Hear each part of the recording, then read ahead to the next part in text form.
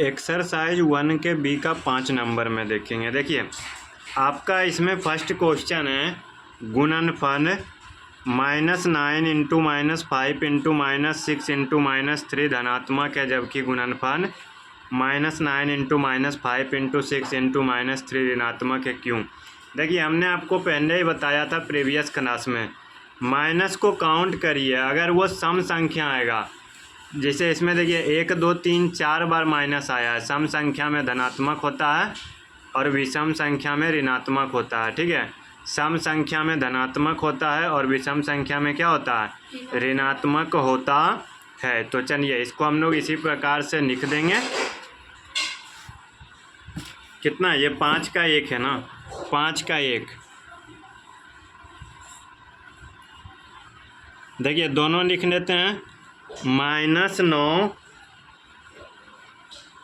Into -5 into -6 into -3, ये क्या है आपका धनात्मक लिखेंगे, क्योंकि इसमें ऋणात्मक अंकों की संख्या क्या है, 4 है। ऋणात्मक अंकों की संख्या 4 है और सम संख्या का गुणनफल धनात्मक होता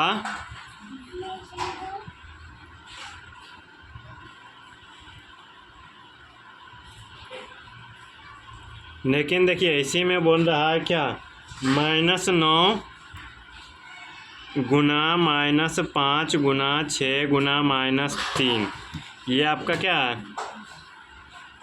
ऋणात्मक। तो लिख देंगे क्योंकि इसमें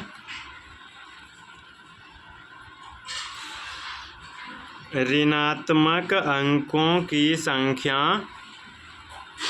कितनी है, 3 है। ठीक है ना। देखिए अगला क्वेश्चन में आप लोग ध्यान रखिएगा, ऋणात्मक को देखेंगे, यानी सिर्फ निगेटिव वाला को देखेंगे, धनात्मक से मुझे कोई फर्क नहीं पड़ेगा, क्योंकि 50 वाला को 1 बार गुना करें, 80 बार गुना करें, 100 बार गुना करें, वो हमेशा 50 ही रहता है, उसमें कभी माइनस नहीं आएगा। ऋणात्मक में अगर आपका 2 बार बोले, 4 बार बोले, 6 बार बोले, 8 बार बोले, 10 बार बोले, 500 बार बोले, 5000 बार बोले, तो वो पॉजिटिव होगा।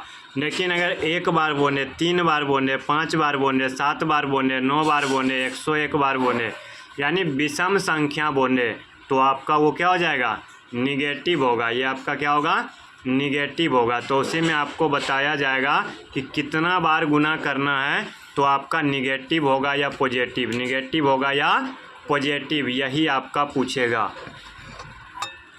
तो देखिए यही आपका पूछ रहा है गुणनफल का चिन्ह क्या होगा यदि हम निम्नलिखित को एक साथ गुना करते हैं। तो देखिए हमने आपको पहले ही बोला, धनात्मक को गोली मारिए, धनात्मक से मुझे कोई फ़र्क नहीं पड़ता, धनात्मक से मुझे कोई रिश्ता नहीं है जब हमको चिन्ह ज्ञात करना है, क्योंकि पॉजिटिव आपका कितना बार भी गुना करो कोई फ़र्क नहीं पड़ेगा। निगेटिव में देखते हैं, देखिए 8 ऋणात्मक पूर्णांक, अब बताइए क्या 8 आपका सम संख्या या विषम, तो 8 आपका 2 से कट जाएगा, सम संख्या है, तो सम संख्या आपका धनात्मक होगा, सम संख्या आपका क्या होगा, धनात्मक। तो 5 का 2 में आपका सम संख्या धनात्मक होगा, सम संख्या आपका क्या होगा, धनात्मक होगा। ठीक है, तो 2 का ये आपका ए था, 2 का क्या है, ए है। चलिए बी में देख लेते हैं, 5 ऋणात्मक पूर्णांक, 5 ऋणात्मक, देखिए इस बार आया कितना आया आपका,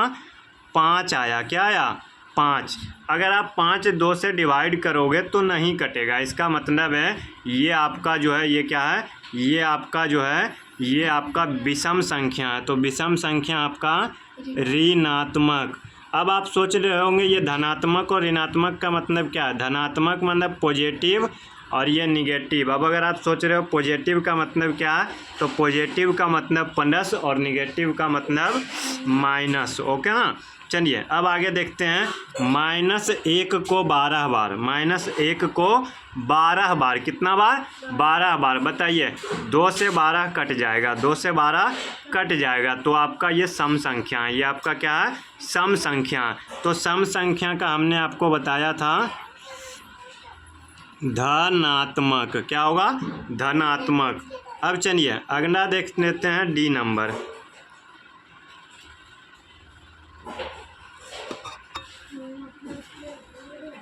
डी नंबर देख लेते हैं। -1 को 2m बार, 2m। आप ध्यान दीजिए, बोला 2m।